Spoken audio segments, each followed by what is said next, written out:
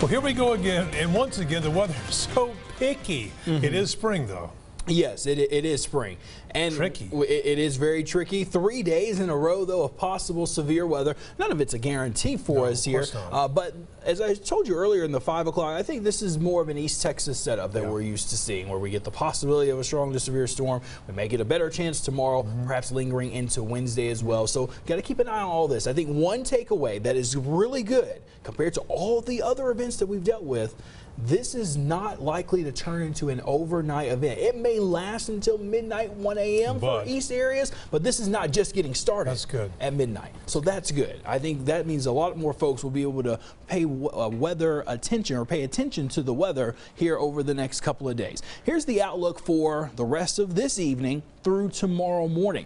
And really, it's up until midnight tonight. The possibility of a strong to severe storm possible. Main threat is damaging wind gusts and the potential for large hail. Tornado threat low, but not necessarily zero, and maybe a brief round of heavy rain. But we've yet to see the storms develop anywhere close to East Texas. They're mainly in sections of Oklahoma. Notice here, severe storm warnings are ongoing there. And then where the tornado watch is in red, we have some severe storms also. Again, it still looks like we may have a tornado on the ground or has lifted briefly just east of Fort Smith, in between there and Russellville. That's right up near Interstate 40, where we would be watching for any storm development. That would be back in sections of DFW, North Texas, and then Oklahoma. Those storms there are moving off to the east.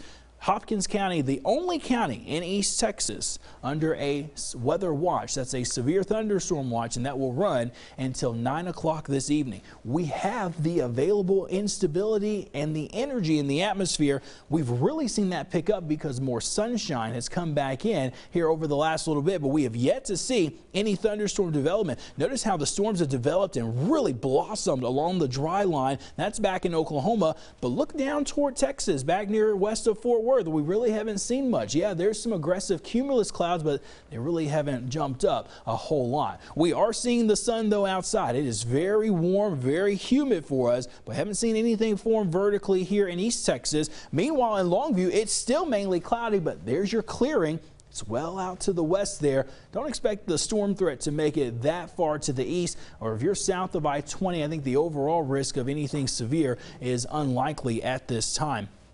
Right now, upper 70s to low 80s is where we stand. Radar for us in East Texas, all good at the current moment. Let me show you Futurecast. This is the high resolution model. It tries to develop something up near Interstate 30. We cannot rule that out. If it were to develop, it quickly moves up into the Arklatex, mainly into Arkansas. But notice where we've been watching the cloud cover back to the west. Really not a lot developed. So after 8 o'clock, the storm threat should go down tremendously, and certainly by 10, any storm threat should be over with for the rest of tonight in East Texas. We'll hold on to clouds, maybe a passing shower or two, but not anticipating anything severe overnight tonight. Now, I really want to hone in on Tuesday and Wednesday. That's where we have a more greater risk of some severe weather. Wind gusts, tornadoes, heavy rain, all in the medium category. Large hail cannot be ruled out either. What makes tomorrow and Wednesday different than what we will see with the possibility of severe storms for this evening is that